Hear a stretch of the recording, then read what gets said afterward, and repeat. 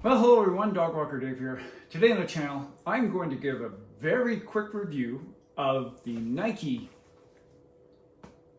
PEGASUS 41. Now, I know you won't believe me when I say I had the original PEGASUS that was launched in 1982, 83. I can't remember exactly what it is. I'll put it up on the screen. I believe I was in grade 10 at the time. I had one Nike PEGASUS in the late 80s after that, and I have not had the PEGASUS since then.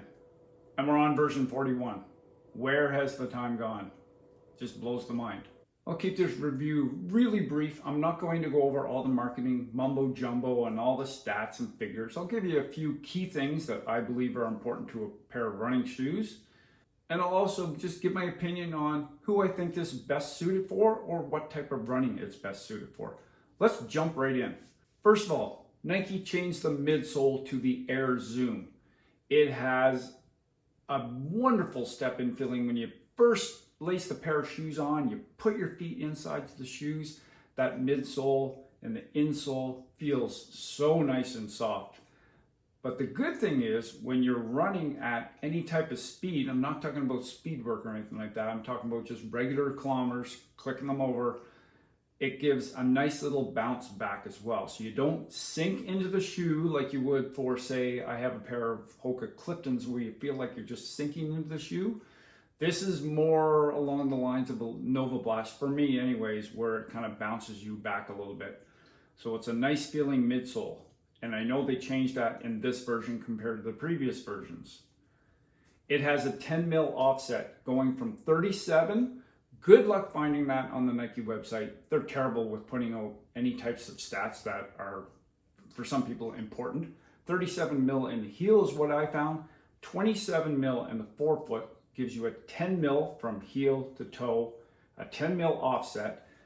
For myself, I'm not a big fan of 10 mil offset. I find it's just too much, especially when you're running downhill. It almost feels like you're leaning too far forward. You're going to fall over the front of your shoe, but that's just a minor inconvenience.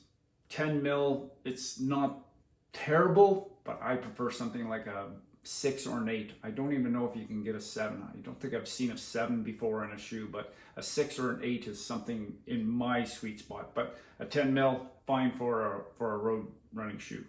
But the thing is, to add to the forefoot stack, I have 27 millimeters. And this is where we've become very spoiled over the last number of years and thinking that 27 millimeters is just too thin of a midsole in the forefoot. We have to think back a few years ago where 27 mils would be something that would be used in the heel, and that would be considered a max stack height. So we've become very spoiled with that. And it is nice to have that extra midsole cushioning and ride, helps out the body with recovery, etc. And it just feels better when you're running. But I find that the 27 mil, wherever they measured it, maybe it was at about the ball of the toes, that it really drops off towards the front of the shoe. So when you're running, as you put your midfoot or heel, depending on how you run, hit it down and then toe off, you can really notice that 10 mil drop. And you can really notice that there's not a tremendous amount of cushioning in the forefoot.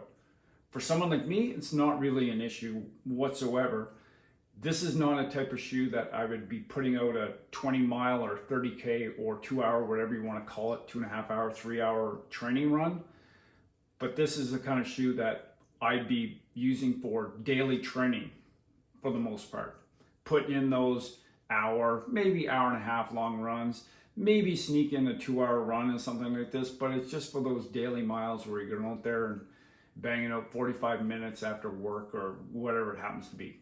And for runners that are larger, I know for myself, I'm not an elite marathoner or anything like that. I am quite large when it comes to running, 6 foot tall, 75, 77 kilograms.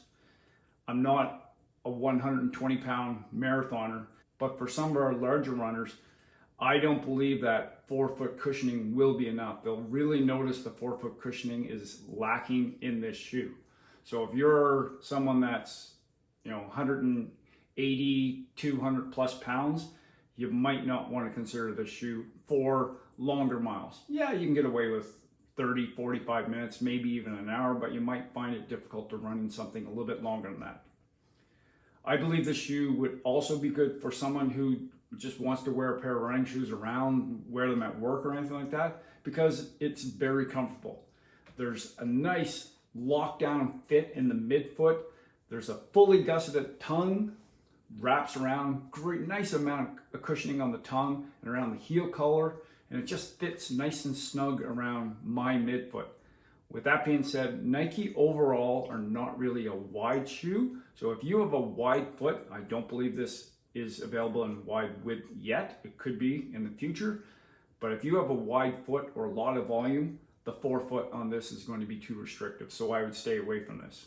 I will add that this is the first shoe that I have bought in a running store in well over a year. The last number of running shoes that I have bought from trail or road shoes have all been online, and by luck of the draw they have fit my foot with one exception. That was the Nike Zagama 2. I end up selling that on Facebook Marketplace because there's just not enough room in the forefoot. But I tried this on, and this won over several other running shoes that I tried on. The outsole has a lot of great grip on it. It almost reminds me of the old waffle style outsole on Nike shoes that they had long time ago.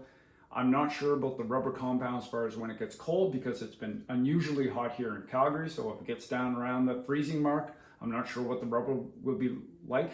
I'll report back, put it in the comment, maybe a couple months from now, or next week for that matter, when it gets colder in Calgary, who knows.